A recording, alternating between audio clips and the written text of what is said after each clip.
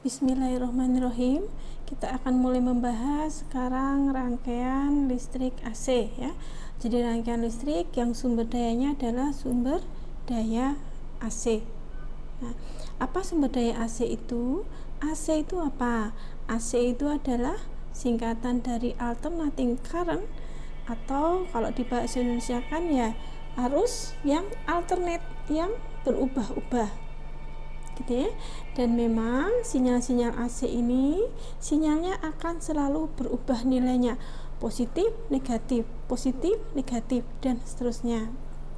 Nah, contoh dari sinyal AC di sini ada 3 contoh. Contoh di sini sinyal AC ada sinyal sinusoid ya.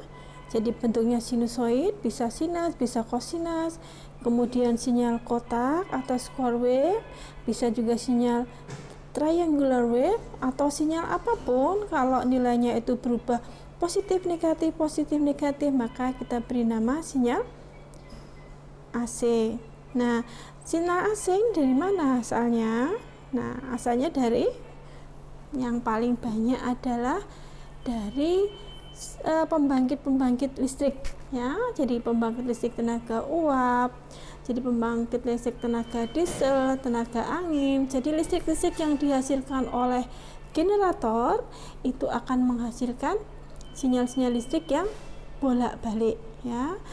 Oke, kemudian bisa juga di lab ya. Di lab bisa juga dibangkitkan dengan namanya sinyal generator. Nah, ini memang sinyal yang dibuat ya, sinyal kotak. Kita bisa nyoba sinyal sinusoid, sinyal triangular ya. Oke, jadi ini beberapa contoh sinyal, contoh penghasil sinyal AC yang memang terbanyak dari pembangkit listrik gitu ya. Tetapi ada loh pembangkit listrik yang hasilnya itu bukan sinyal AC. Apa coba? Nah, pembangkit listrik tenaga solar ya, bukan tenaga solar, solar cell. Oke. Atau bahasa Indonesianya adalah pembangkit listrik tenaga surya ya, tenaga surya. Jadi itu sebenarnya yang dihasilkan adalah sinyal listrik DC ya. Namun untuk keperluan karena rumah kita sudah terbiasa menggunakan AC, maka diubahlah menjadi sinyal AC ya.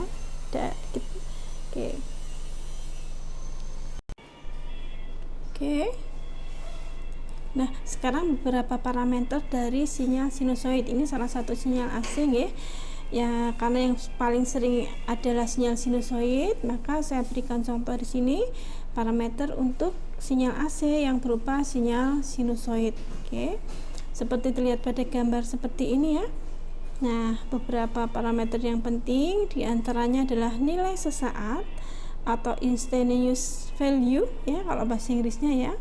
Jadi ini adalah nilai sinyal sesaat pada satu waktu tertentu ya. Sehingga kita perlihatkan di sini dinotasikan dengan simbol variabel E, kemudian dalam kurung T, ini maksudnya nilai E, berapakah dia nilainya tergantung kapankah T. Gitu ya. Misalkan di sini E kita beri nama E1 ya sinyalnya. Kemudian saat T1 berapa nilai sinyalnya? Berarti kita lihat di sini, oh T1 itu di sini ya. Berarti nilai sinyalnya adalah sekian. Gitu ya. Misalkan ini 0,8 misalkan ya, 0,8 dan seterusnya. Itu adalah nilai sesaat sinyal. Oke. Parameter lainnya adalah namanya peak amplitude ya, atau amplitude puncak. Ini menunjukkan nilai maksimum sinyal yang diukur ya dari nilai ratanya ya. Jadi kita lihat sinyal sinusoid ini ya. Oke, dia akan punya nilai maksimum yang tidak akan mungkin lewat dari nilai tadi ya. Jadi nilai sinyal maksimumnya ya di sini ya. Jadi maaf, ada di sini. Nah, ini adalah nilai puncaknya. Ini diberi nama peak amplitude ya. Kalau disimbolkan dalam V atau E, kalau misalkan tegangan ya, V, kadang-kadang bisa E, kemudian diberi subscript M. Nah, ini menunjukkan bahwa ini adalah nilai sinyal maksimum. Oke. Kemudian peak value ini adalah nilai maksimum sinyal yang diukur dari level tegangan 0 ya. Jadi kalau ini sebenarnya sama sih ya, tetapi sering dikatakan ini dilihatnya dari 0 karena kadang-kadang sinyal AC ini tidak simetris antara yang di bawah dan di atas. Jadi kadang-kadang seperti ini mungkin ya. Oke, jadi nah kalau seperti ini, oke, maka peak amplitude ya untuk peak value nya itu diukur dari sumbu 0. Oke, tapi sementara untuk rangkaian listrik ini kita akan gunakan sinyal yang pastinya maksimum maupun negatifnya itu sama ya, hanya berlawanan tanda, maka kita akan gunakan saja peak amplitude gitu ya, AM atau FM. Kemudian ada yang disebut dengan peak to peak value ya, dari nilai puncak ke puncak. Nah, kalau ini dilihat dari positif ke negatifnya. Kalau PLN kita ya dari positif 220, negatifnya min 220 volt. Oke. Kemudian perlu diketahui juga yang disebut dengan gelombang periodik atau sinyal periodik. Ini adalah sinyal yang berulang nilainya setelah satu interval waktu tertentu. Nah, interval waktu tadilah yang disebut dengan periode sinyal. Jadi kalau kita lihat, kalau saya ambil nilai di sini, jika saya ambil satu interval waktu yang sama nilainya di sini, nah nilainya akan sama terus ya. Ini yang disebut dengan sinyal periodik.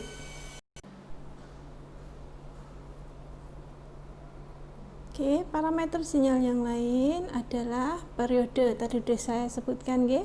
Jadi ini interval waktu antara perulangan bentuk gelombang ya, atau interval waktu di mana nilai sinyal ini kalau jaraknya sama dengan interval ini akan sama besar.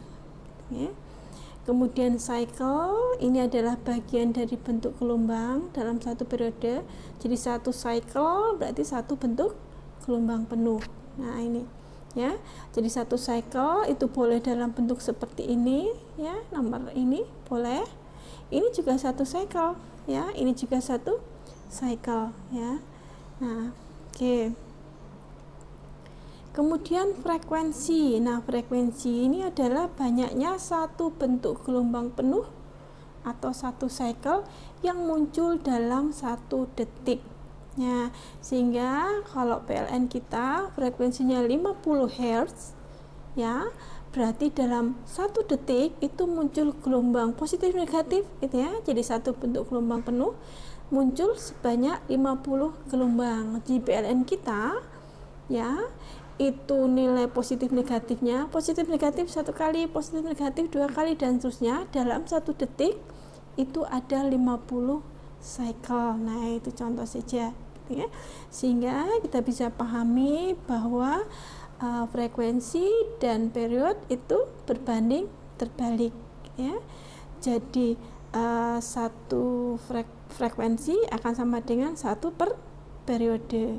Nah contohnya misalkan di sini ya.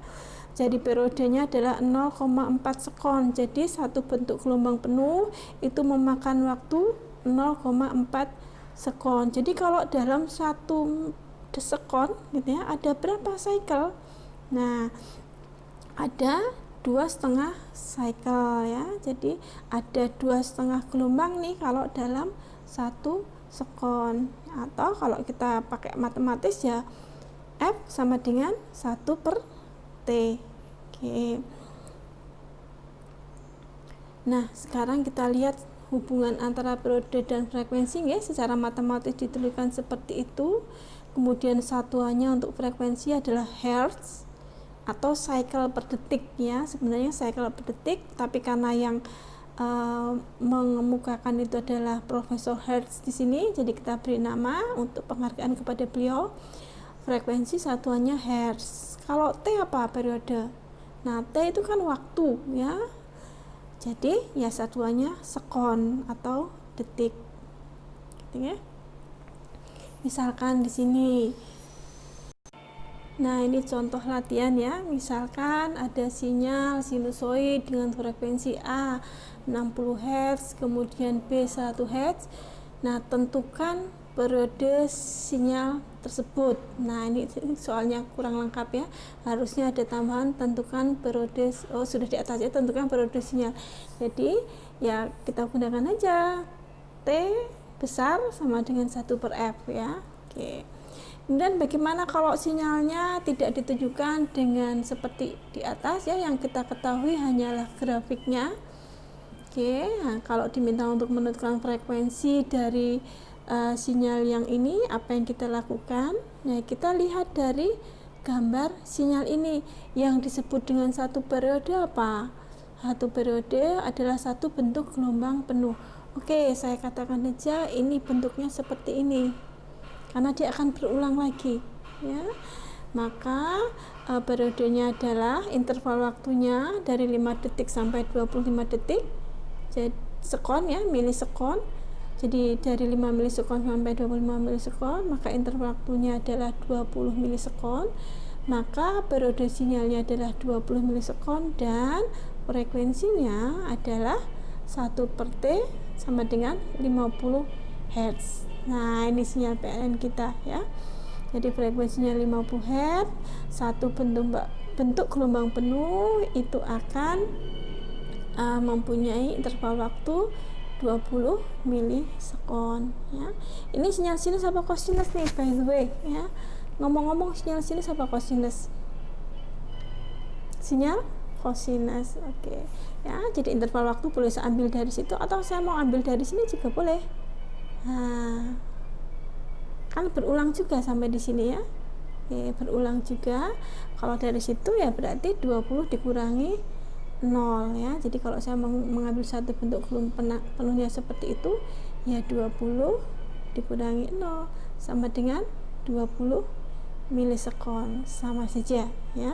Sama saja karena bentuk gelombangnya berulang ya. Oke.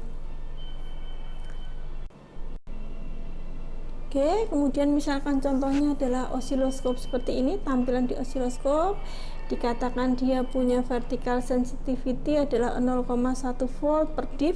Jadi maksudnya satu kotak di sini ya, itu untuk vertikal ya, itu satu kotak nilainya 0,1 volt. Kemudian horizontal sensitivity ya, itu 50 mikrosekon per div ya. Jadi per kotaknya adalah 50 mikrosekon ya. Jadi kalau mendatarnya horizontalnya berarti dalam T ya, itu setiap satu kotak 50 mikrosekon. Oke. Jadi periodenya adalah, karena periodenya itu satu gelombang penuh. Nah, ini ya ada 1 2 3 4 kotak gitu ya.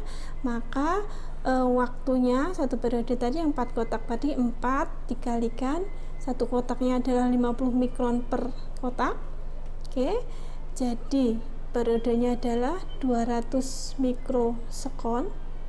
Kemudian frekuensinya 1/T sama dengan 1/200 mikrosekon. Hasilnya adalah 5 kHz ya. Oke. Nah, kalau ditanya tegangan maksimumnya berapa? Nah, tegangan maksimumnya kan di sini ya, dan itu dua kotak, di mana satu kotaknya adalah 0,1 volt. Maka ya tegangan maksimum dari sinyal yang muncul di osiloskop ini ya, osiloskop ini nilainya 0,2 volt.